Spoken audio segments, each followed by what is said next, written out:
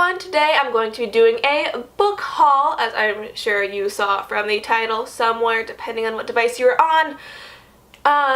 And so I'm going to show you the books that I've bought recently, so probably within the past 6 weeks, give or take. And so with the colder months coming on, I have stocked up on books to hide in my room reading because I'm super excited. Now I do live in California, so I realize it doesn't actually get that cold, but it is the thought that counts in this case. I'll have a cup of tea, I'll have candles going, I don't care if it's 70 to 80 degrees outside.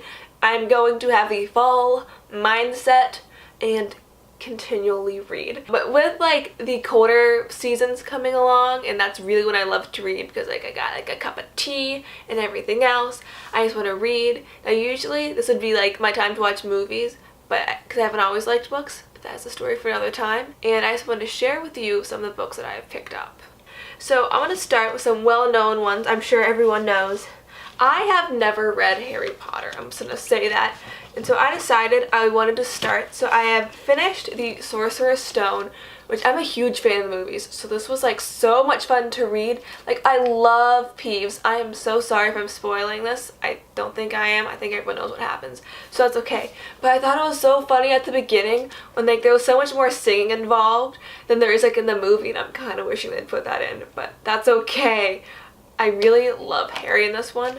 And Neville, oh my god, Neville. Just everything about it is so heartwarming. It makes me so happy. Now I also just picked up the second one, which is the Chamber of Secrets.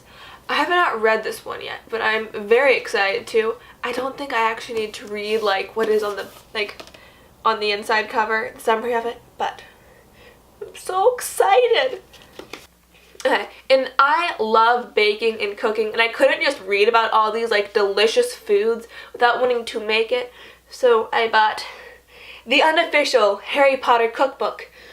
I will put the author right here. From cauldron cakes to Knickerbocker glory. More than 150 magical recipes for wizards and non-wizards alike. Now I am a proud muggle, but I really am excited for this. So I'm going to read you part of it, like before the recipe. This is why I really like this book. It says, homemade fudge. Harry's astonished to find a pile of presents at his bedside on Christmas morning.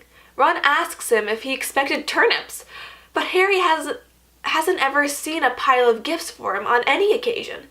Not for holidays, not for birthdays, and so he's delighted with the fudge and the hand-knitted or wand-knitted sweater that Mrs. Weasley sent him for Christmas. See Harry Potter and the Sorcerer's Stone, Chapter 12. And so I'm really excited to like follow along and like be able to bake and cook everything that is said. Yeah, so basically, long story short, is that I became a fangirl of the series before I'd even read it. Another series, or at least like, is it a what's that? Sequel. I'm gonna call it a sequel series because I don't know what to call it. I also got, which you might know him from, Percy Jackson, which I actually did read those for the first time, I think over the summer. So I got the box set of the Heroes of Olympus. I'm about like 160 pages into The Lost Hero, and I really, really like Piper. I thought it was great. Anyway, so Jason has a problem. He doesn't remember anything before waking up in a bus full of kids on a field trip. Apparently he has a girlfriend named Piper, and his best friend's a guy named Leo. They're all students at the Wilderness School, a boarding school for bad kids, as Leo puts it. What did Jason do to end up here? And where is here exactly? Jason doesn't know anything, except that everything seems very wrong. Piper has a secret. Her father, a famous actor, has been missing for 3 days, ever since she had that terrifying nightmare about his being in trouble. Piper doesn't understand her dream or why her boyfriend suddenly doesn't recognize her. When a freak storm hits during the school trip, unleashing strange creatures and whisking her, Jason, and Leo away to some place called Camp Half-Blood, she has a feeling she's going to find out, whether she wants to or not. Leo has a way with tools. When he sees his cabin at Camp Half-Blood filled with power tools and machine parts, he feels right at home. But there's weird stuff too, like the curse everyone keeps talking about, and some camper who's gone missing. Weirdest of all, his bunkmates insist that each of them, including Leo, is related to a god, or the fact that Leo keeps seeing ghosts. Join the new and old friends from Camp Half-Blood in this thrilling first book of the Hero of Olympus series. So yeah, I feel like it's a very good representation. It happens after the Percy Jackson series. I don't know if you absolutely have to read those first, but I did because I remember trying to read it in 4th grade and not really getting it. Anyway, so I'm really excited to read all of these. I keep seeing stuff on Instagram from like Nico and Will, and I'm just, I can't wait to see them. Yeah, this is another one of those times where I haven't even gotten to the part where this guy named Frank shows up, I think. But I already love him. So maybe it's not the best things. Maybe like expectations are not a good thing when it comes to characters, but I'm so excited. Okay. So the next book is the second book to one of my favorite books, which is actually really sad to see that more people hadn't gotten it, but I'm seeing a lot more people with the second book on Instagram, so I'm happy. I'm really happy. So the first book is Stalking Jack the Ripper. Yeah, it follows this girl named Audrey Rose while she is trying to capture Jack the Ripper. And yeah, so anyway, this is the second book. I'm really happy because like the only thing I wanted to change about the first book was make it longer because I loved the characters so much. They made this one twice as long, which makes me super happy. It's Hunting Prince Dracula. Nope, I'm not even going to try to say the last name. I am so sorry. But let's read the, I don't want to say summary, but that part. Bone white, blood red, along this path, you'll soon be dead.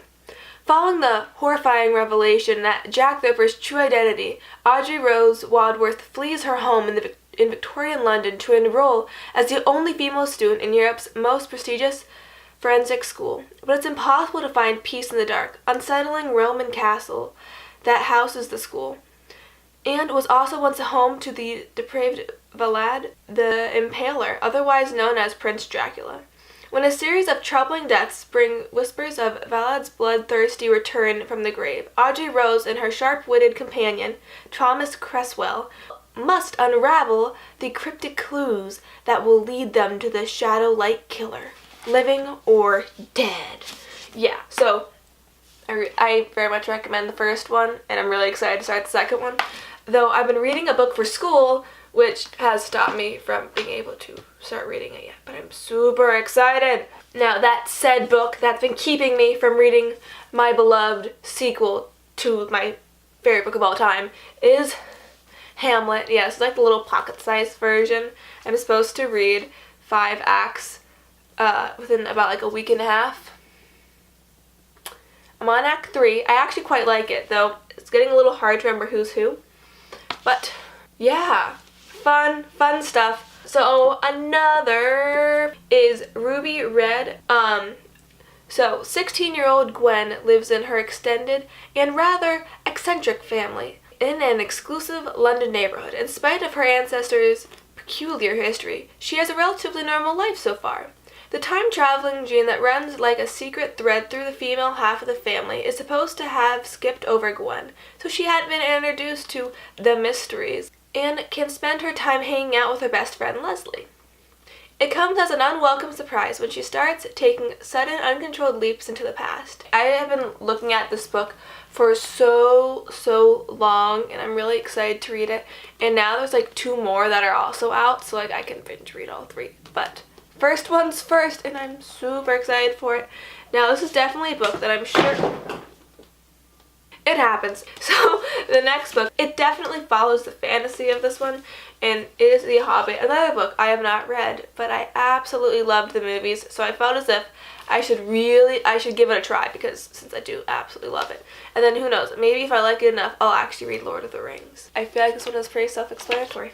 I don't know if all libraries do this, but my library has like this Friends of the Library program where you can donate books, and they'll either put them in the library as like a normal library book, or they'll sell them off. And so I think a paperback is about $1, a hardback is $2. Yeah, I think that's about right.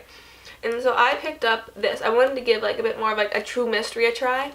And so this is Death of Yesterday by M.C. Beaton. What she doesn't know could kill her. After an evening at a pub, sketching the faces of people around her, art student Morella, wakes up the following morning in a hospital with her sketchbook missing and no memory of what happened. Thinking there might have been foul play and hoping she's not a common alcoholic, Morgue reports Sergeant Hamish Macbeth that she has been drugged. Hamish doesn't make much of her complaint, however. She has been out drinking after all, and he'd prefer not to be bothered with such an arrogant and tiresome woman. But when her lifeless body is discovered and her sketchbook is still nowhere to be found, Hamish is forced to investigate a crime that the only known witness, now dead, had forgotten. I'm quite excited for this. I think it'll be awesome.